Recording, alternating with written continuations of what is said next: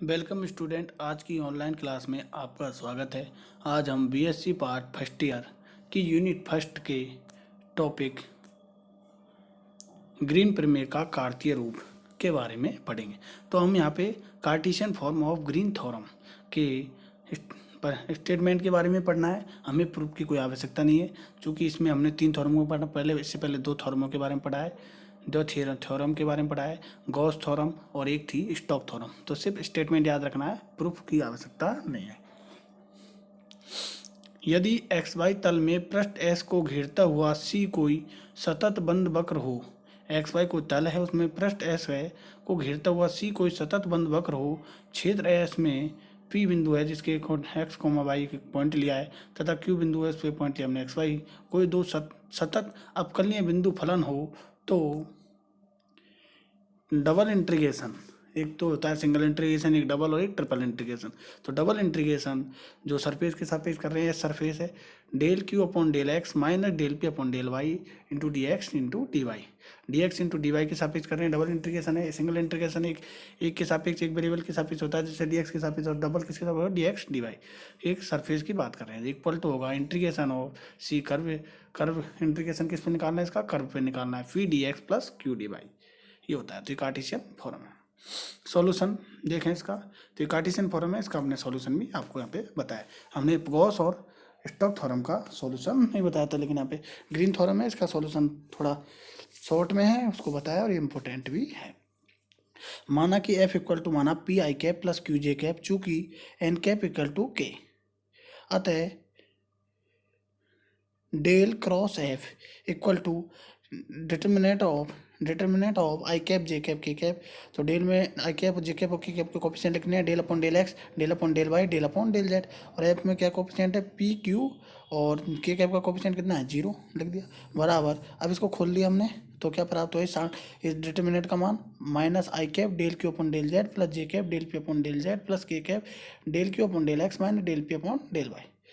इसलिए del cross F dot N cap, del cross F है, उसका डॉट प्रोडक्ट किसके साथ ले रहे हैं, एन कैप के साथ। तो बराबर क्या होगा, del cross F dot N cap का मान किसके इक्वल है, के कैप के इक्वल टू के कैप। तो बराबर क्या आएगा, सिर्फ डॉट प्रोडक्ट ले रहे हैं, तो डॉट प्रोडक्ट के अंदर हम जानते हैं I cap dot I, J cap dot J, K cap dot के, सेम जो इकाई सदिश होते हैं उनका मान क्या होता है, 1 होता है। इसके अलावा जो अलग प्रकार के इकाई सदिश होते हैं, डिफरेंट टाइप के जो इकाई यूनिट वेक्टर होते हैं, उनका मान कितना होता है, I dot J, J dot के डॉट आई, उनका मान कितना होता है, 0। तो सिर्फ के कैप के साथ ही डॉट प्रोडक्ट का मान क्या होगा, 1, और क्या हो जाएंगे सभी 0। तो बराबर क्या प्राप्त हुआ, del Q upon del x minus del P upon del Y. इसलिए इंटीग्रेशन करेंगे किसके सापेक्ष, सरफेस के सापेक्ष। तो del cross F dot N cap d s equal to integration of s del Q upon del x minus del P upon del Y into D x D y. चूँकि दो क्या है यहाँ पर वेरिएबल है, डी एक्स और d y के साथ। इसको इक्वेशन नंबर क्या नाम दिया हमने, फर्स्ट नाम दिया। और हम निकाले कर्व के सापेक्ष इंटीग्रेशन निकाले, f dot d r equal to कितना होगा, इंटीग्रेशन एफ का मान कितना है, p i cap plus q j cap dot d r का मान कितना होता है, i cap d x plus J cap d y plus के कैप डी जेड।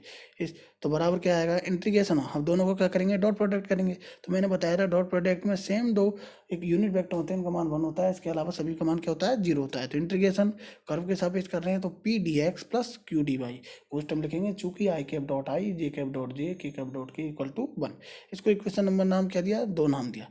तो इक्वेशन फर्स्ट और सेकंड से, इक्वेशन जो फर्स्ट है और सेकंड से क्या आया, डबल इंटीग्रेशन। चूंकि इक्वेशन फर्स्ट और सेकंड से देखें यहाँ पे p D x plus Q D y का मान आ गया, चूंकि p D x plus Q D y का मान आ गया, तो इक्वेशन फर्स्ट और सेकंड से क्या आएगा, डबल इंटीग्रेशन सरफेस के सापेक्ष कर रहे हैं, तो del Q upon del x minus del P upon del Y into D x into D Y equal to आया integration of C P D x plus Q D Y equal to equation number क्या आ गया, यहाँ पे 3 आ गई। Equation number क्या प्राप्त हुई हमें, 3 प्राप्त हुई। तो इक्वेशन हमें क्या प्राप्त हो गई, इक्वेशन नंबर 3 प्राप्त होगी। चूंकि del Q upon del x है माइनस डेल, तो यहाँ पे हमने जो आपका एफ डॉट डी आर था, डेल क्रॉस एफ था, इसका मान कितना है, एफ डॉट डी आर है, ये लिख रहा दो, तो इसका मान निकाल लिया हमने। तो इसको दोनों को एक साथ मिला के लिख दिया तो क्या प्राप्त हुआ, डबल इंटीग्रेशन सरफेस के सापेक्ष कर रहे हैं del q upon del x minus del p upon del Y into D x into D Y equal to integration curve के सापेक्ष कर रहे हैं p D x plus Q D y. Question number क्या प्राप्त हो गए 3। तो ये आपका ग्रीन थ्योरम है, उसका कार्टेशियन फॉर्म आपको प्राप्त हो गई। कोरोलरी देखें ऊपर में, जब क्यू इक्वल टू क्या हो एक्स हो तथा पी इक्वल टू कितना हो माइनस बाई हो, जब क्यू इक्वल टू तो एक्स हो और पी इक्वल टू कितना हो माइनस बाई हो, तो क्या होगा del p upon del y equal to -1 और del q upon del x equal to कितना हो जाएगा 1 हो जाएगा। अतः इक्वेशन 3 से क्या होगा, इंटीग्रेशन ऑफ सी कर्व के सापेक्ष कर रहे हैं तो -y dx minus x D Y equal to double integration चूंकि सरफेस के यहाँ पे क्या ले लिया, एरिया ले लिया, तो 1 del q upon del x का मान कितना है 1 और डेल पी डेल वाई का मान कितना -1 और चूंकि माइनस पहले से तो 1 + 1 into D x D Y, तो कितना होगा ट्वाइस होगा। यदि वक्र सी द्वारा परिबद्ध क्षेत्र का, यदि वक्र जो सी है द्वारा परिबद्ध क्षेत्र का क्षेत्रफल हमने क्या मान लिया ए मान लिया, तो इसलिए एरिया के सापेक्ष हो जाएगा। तो double integration twice d x into D y बराबर, तो 2 तो कॉमन आ जाएगा और चूंकि डबल इंटीग्रेशन करना है किसका डी एक्स डी वाई का, तो इसका क्या मान लिया हमने पक्ष सी द्वारा परिबद्ध क्षेत्र का क्षेत्रफल हमने क्या मान लिया ए मान लिया। चूंकि क्षेत्रफल है, क्षेत्रफल के लिए क्या है नोटेशन है इंटीग्रेशन का, तो बराबर क्या मान लिया ट्वाइस ए। तो इसलिए ए का मान कितना प्राप्त हो गया 1/2 इंटीग्रेशन कर्व के सापेक्ष कर रहे हैं x D Y minus by D x, x D Y minus by D x प्राप्त हो गया। चूंकि क्यू का मान कितना था, क्यू का मान था हमारा एक्स, तो x D Y minus by D x, तो ये का मान ही आपको प्राप्त हो गया। तो यहाँ से ए का मान हमको लिखा है, कोरोलरी से हमने ए का मान यहाँ पे निकाल लिया। तो क्षेत्रफल का मान कितना होता है 1/2 integration C x D Y minus by D x. तो हमने यहाँ पे प्यारे विद्यार्थियों ग्रीन थ्योरम के कार्टेशियन फॉर्म के बारे में पढ़ा तथा उसकी एक ऊपर में क्षेत्रफल का मान कैसे निकालते हैं उसका भी फॉर्मूला हमने यहाँ पे जनरेट किया। इसके बाद जो ग्रीन थ्योरम पढ़ी है उससे रिलेटेड कुछ एग्जांपल्स के बारे में अध्ययन करेंगे। तो पहला एग्जांपल है इसमें इलेक्ट्रेटिव एग्जांपल है, जो आपके इलेक्ट्रेटिव एग्जांपल है उसमें पहला एग्जांपल है ग्रीन प्रमेय से मान ज्ञात करना है हमें, जहाँ सी एक आयत है जिसके शीर्ष दे रखे हैं π,0, दूसरा शीर्ष है 0,0, π,π/2 तथा 0,π/2। तो सॉल्यूशन देखें, यहाँ p इक्वल टू, तो p dx plus Q D y होता है, तो यहाँ p इक्वल टू कितना है e⁻x साइन वाई और q इक्वल टू है e⁻x कोस वाई। तो इसलिए del p upon del Y, इसलिए del p upon del y equal to है e⁻x साइन वाई का कितना हो जाएगा कोस वाई, तथा del q upon del x equal to कितना होता है माइनस e⁻x कोस वाई। इसलिए del q upon del x minus del p upon del y equal to कितना होगा, del Q upon del x minus del P upon del y equal to कितना होगा e⁻x हमने क्या ले लिया common ले लिया, तो minus cos y equal to कितना होगा minus twice into e⁻x cos Y.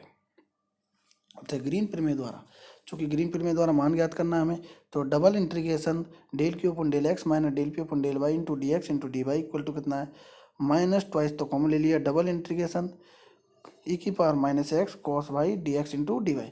अब चूँकि हमें लिमिट निकालनी है, देखो तो देखें इनको हम क्या करेंगे, जो आपके क्वाड्रेंट है उनमें इनको शो करना है।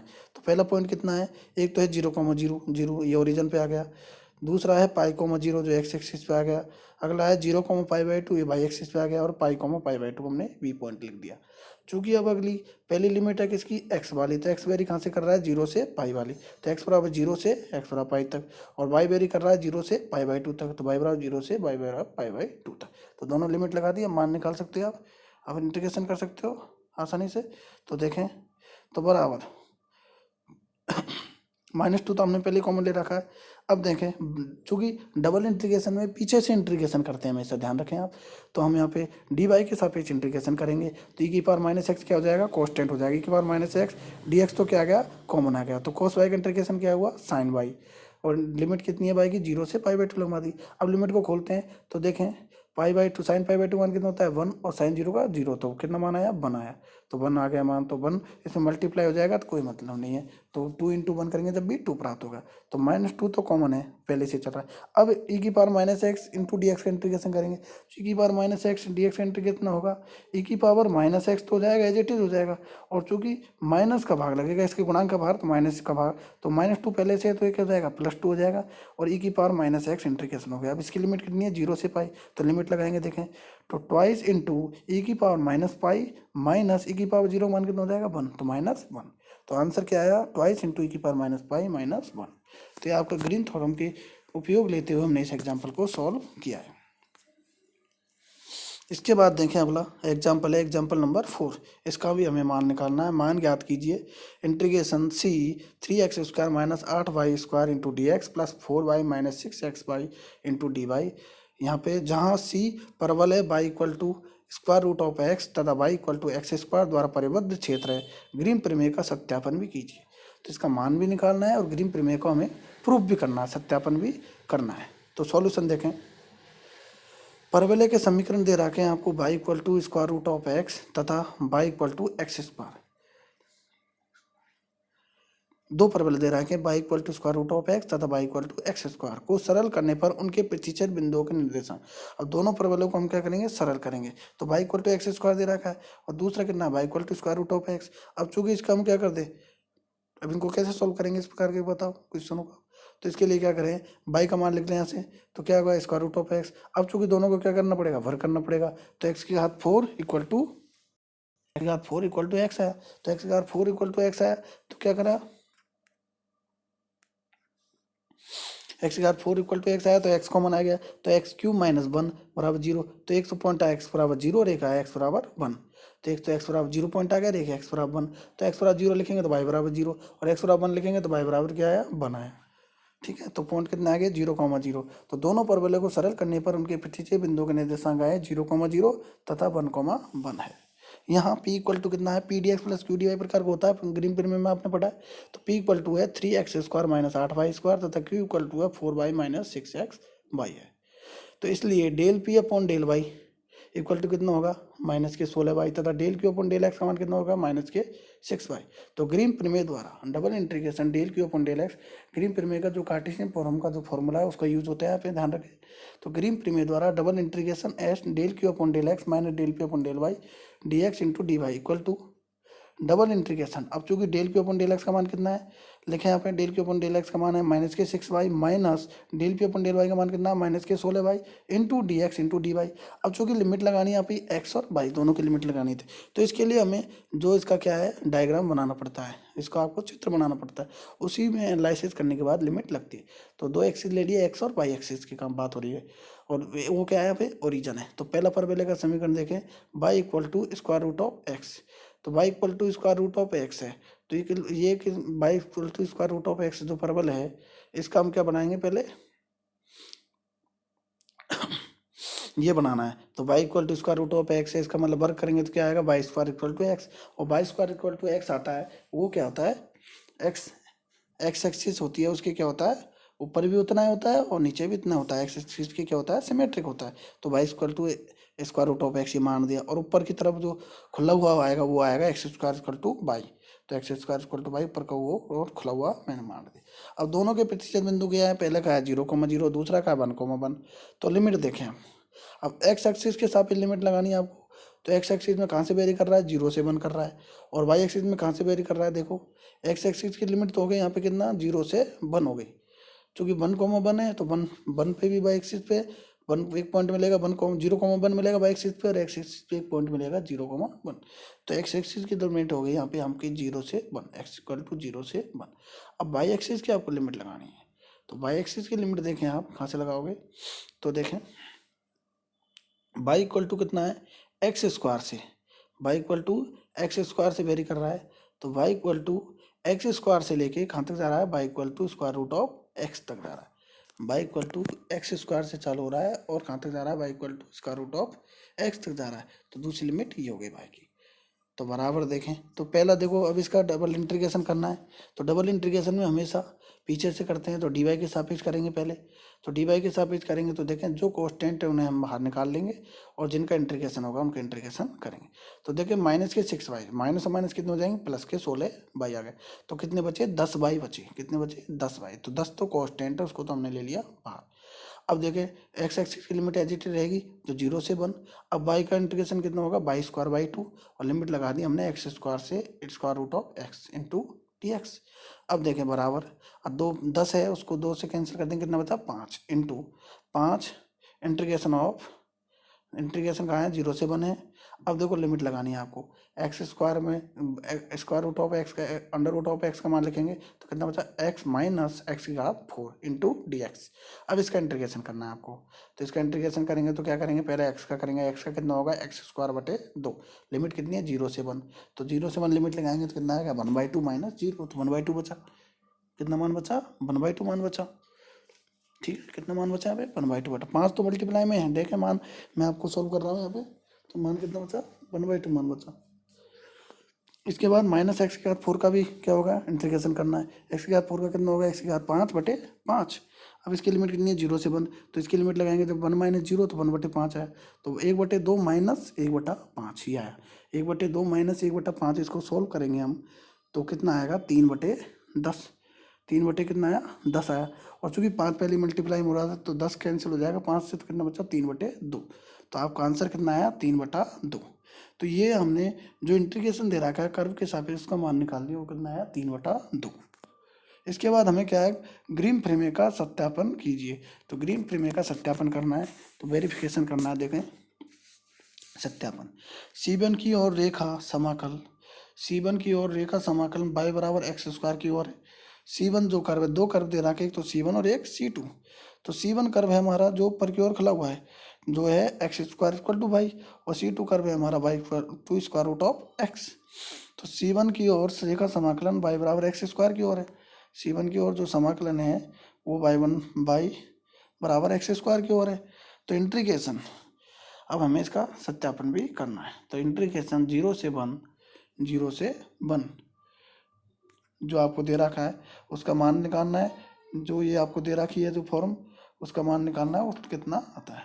इंटीग्रेशन 0 से 1 3x square minus 8 Y square का मान कितना है, एक्स की घात कितना, वाई बराबर एक्स स्क्वायर है तो वाई स्क्वायर का मान कितना हो जाएगा, एक्स की घात 4 into D x plus 4, y का मान कितना x square, 4x square minus 6x cube, 6x into 6x into x square. अब dx तो एज इट इज है, dy का मान कितना हो जाएगा 2x dx इक्वल टू, अब इसका इंटीग्रेशन मान निकालना है, और चूंकि इसके इंटीग्रेशन का C1 इंटीग्रेशन का मान निकालना है और C2 का भी निकालना है।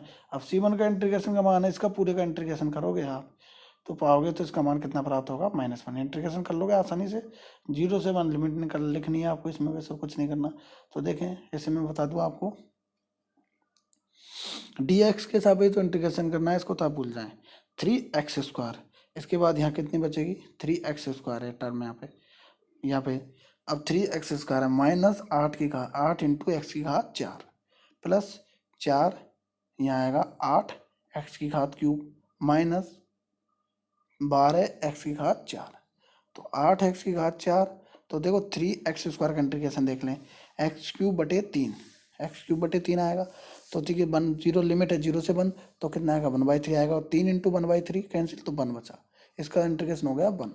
इसके बाद देखिए 8 इंटू एक्स की घात 4 और 12 इंटू एक्स की घात 4, तो 12 और 8 कितने हो गए 20 इंटू एक्स की घात 4, इसका इंटीग्रेशन करेंगे तो कितने आया एक्स की घात 5/5, तो 1/5 आया, तो 20 इंटू 1/5 तो 4 माइनस के 4 आया, इसका मान कितना आया -4, और उसका कितना था +1।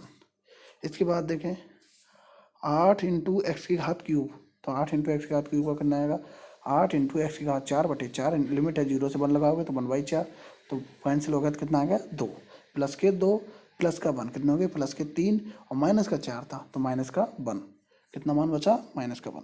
ठीक है, और इंटीग्रेशन आप कर लेना। तथा C2 की ओर रेखा समाकलन कितना है, y equal to square root of x है, तो y स्क्वायर इक्वल टू कितना है x की ओर है, तो इंटीग्रेशन 0 से 1 3x square minus 8x dx plus 4 into square root of x minus 6 into x into square root of x. अब dy का मान कितना होगा, dy का मान होगा 1/2 into square root of x dx। अब इसका इंटीग्रेशन का मान निकालना है आपको, तो इसके इंटीग्रेशन का मान आप निकालोगे तो उसका मान आता है 5/2। तो अब इस समाकलन क्या होगा, रेखीय समाकलन C1 तथा C2 की ओर है, तो अब इस समाकलन होगा जो रेखीय समाकलन है वो C1 तथा C2 की ओर है, तो दोनों को जोड़ेंगे -1 प्लस 5/2 इक्वल टू आया 3/2। तो पहले मान कितना आया था उस प्रमेय से निकाला जो 3/2, और ये भी कितना प्राप्त हो गया 3/2। अतः 1 तथा 2 से ग्रीन के प्रमेय का सत्यापन होता है, 1 मान आया और 2 मान आया, उनसे ग्रीन के प्रमेय का क्या होता है सत्यापन होता है। इसके बाद हमारा नेक्स्ट एग्जाम्पल है, एग्जाम्पल नंबर 5 है। दर्शाइए कि एक सरल बंद वक्र सी द्वारा परिबद्ध क्षेत्रफल समाकल 1/2 integration x D Y minus Y D x द्वारा प्राप्त होता है। इस प्रकार दीर्घवृत्त का संपूर्ण क्षेत्रफल ज्ञात कीजिए। इस प्रकार से जो दीर्घवृत्त है उसका संपूर्ण हमें क्षेत्रफल ज्ञात करना है। यहाँ p इक्वल टू कितना है माइनस के बाई, और q इक्वल टू कितना है x है, जो कि p d x plus Q D y होता है। अतः del P upon del y equal to -1 और del Q upon del x equal to 1 है। ग्रीन प्रमेय द्वारा हम जानते हैं कि integration c P D x plus p d Y equal to double integration del Q upon del x minus del P upon del Y into D x into D y. इसको equation number क्या नाम दिया, first. Del P upon del Y comma del Q upon del X comma P तथा Q के मान समीकरण 1 में रखने पर, चूंकि पी का मान भी है, क्यू का भी है, del P upon del Y का मान भी है, del Q upon del x का मान है, इनके मान समीकरण 1 में रखने पर। तो इंटीग्रेशन सी पी का मान कितना minus by D x plus X D Y equal to double integration 1 minus del P upon del Y का मान क्या है -1, चूंकि माइनस वाले जो मान होते हैं उनको हमेशा कोष्ठक लगा के लिखना चाहिए, into D x D Y. तो इम्प्लाई डेट कितना आया, चूंकि 1 + 1 इक्वल टू कितना हो गया 2 हो गया, तो 2 को इधर लिया है 1/2 integration x D Y minus by D x बराबर double integration D x into D Y equal to कितना आ गया अभिष्ट क्षेत्रफल। इसको इक्वेशन नंबर क्या दे दिया 2। तो एक सरल बंद वक्र सी द्वारा परिबद्ध क्षेत्रफल जो है, परिबद्ध जो क्षेत्रफल है, तो ये double integration D x into D Y ये क्या है क्षेत्रफल है। तो परिबद्ध जो क्षेत्रफल है उसका समाकल होता है 1/2 integration x D Y minus Y D x. तो ये हमने ये मान होता है, ये आपने मान आपको निकाल दिया है, निकाल के बता दिया कि जो अभी क्षेत्रफल है उसका मान कितना होता है integration 1/2 integration x D Y minus Y D x. तो ये मान आपको प्राप्त हो गया है। इसके बाद हमें क्या करना है, दीर्घवृत्त का संपूर्ण क्षेत्रफल ज्ञात करना है। अतः सरल बंद वक्र सी के द्वारा परिबद्ध क्षेत्रफल का मान, जो सरल बंद वक्र सी के द्वारा परिबद्ध जो क्षेत्रफल है उसका मान होता है 1/2 integration x D Y minus Y D x. तो आपको मान प्राप्त हो गया। इसके बाद अगला मैथ, अगला क्या है हमारा जो इस क्वेश्चन में निकालना है, वो अगला है कि दीर्घवृत्त का संपूर्ण क्षेत्रफल ज्ञात कीजिए। तो चूंकि दीर्घवृत्त की समीकरण होती है x² upon a² plus y² upon b² equal to 1। दिया हुआ वक्र पर दीर्घवृत्त है, दिया हुआ वक्र पर दीर्घवृत्त है जिसके प्राचलिक समीकरण होता है x equal to a cos theta plus और y equal to b sin theta. चूंकि x² upon a² plus y² equal to b² equal to 1 होता है, तो x इक्वल टू प्राचलिक समीकरण होता है x equal to a cos theta तथा y equal to b sin theta. अतः x equal to a cos theta तथा y equal to b sin theta. इसलिए दीर्घवृत्त का विशिष्ट क्षेत्रफल कितना होगा, इंटीग्रेशन 1/2 बराबर होगा 1/2 इंटीग्रेशन, चूंकि कर्व के सापेक्ष निकालते हैं, तो x इक्वल टू कितना a cos theta x D Y minus by D x होता है, x का मान लिख दिया a cos theta D y का मान कितना होगा d y x D y, चूंकि थीटा के सापेक्ष कर रहे हैं तो d Y upon D theta minus y का मान कितना b sine theta y minus by D x, तो d x upon D theta into D theta. ठीक है, अब लिमिट देखनी है, चूंकि थीटा की बात हो रही है तो लिमिट क्या होगी 0 से 2 पाई की बात होगी। 0 तो दीर्घवृत्त है तो 0 से 2 पाई तक वेरी करता है, थीटा इसमें कहाँ तक वेरी करता है 0 से लेके 2 पाई तक। तो बराबर 1/2 तो हमने बाहर है कॉन्स्टेंट है तो बाहर चल रहा है। अब देखें लिमिट कितनी है, इंटीग्रेशन 0 से 2 पाई तक वेरी कर रही है लिमिट। तो a cos theta D Y upon D theta का मान कितना है, D Y upon D theta का मान है b cos थीटा, तो A B cos square theta minus b sine theta, पहले ये D x upon D theta का मान कितना माइनस के a sine theta, D x upon D theta का मान है माइनस के a साइन थीटा, तो माइनस के a टाइम साइन थीटा लिख दिया तो कितना हो गया, माइनस और माइनस कितना हो गया प्लस हो गए, तो plus A B sine square theta, चूंकि यहाँ माइनस नहीं है यहाँ पे प्लस हो गया, चूंकि माइनस और माइनस कितना हो गया प्लस हो गया, plus A B sine square theta, चूंकि ए बी कॉन्स्टेंट है और डी थीटा के सापेक्ष क्या हो रहा है इंटीग्रेशन होता है, तो ए बी तो कॉन्स्टेंट है वो तो आ जाएगा बाहर, A B upon 2 cos square theta plus sine square theta का मान कितना होता है 1 मान होता है, तो इंटीग्रेशन 0 से 2 पाई डी थीटा। अब डी थीटा कितना हो जाएगा, थीटा लिमिट लगाएंगे 0 से 2 पाई तो मान कितना प्राप्त हुआ 2 पाई प्राप्त हुआ, 2 से 2 कैंसिल हो जाएगा तो मान कितना प्राप्त हुआ पाई इंटू ए बी मान प्राप्त हुआ। तो दीर्घवृत्त का जो अभी क्षेत्रफल है उसका मान कितना है पाई ए बी। तो ये आपको यहाँ पे मैंने आपको सबसे पहले ये बताया कि सरल बंद वक्र सी के द्वारा परिबद्ध क्षेत्रफल का मान होता है 1/2 integration C x D Y minus by D X. इसके बाद हमने दीर्घवृत्त का संपूर्ण क्षेत्रफल का मान निकाला और वो मान प्राप्त हुआ पाई ए बी।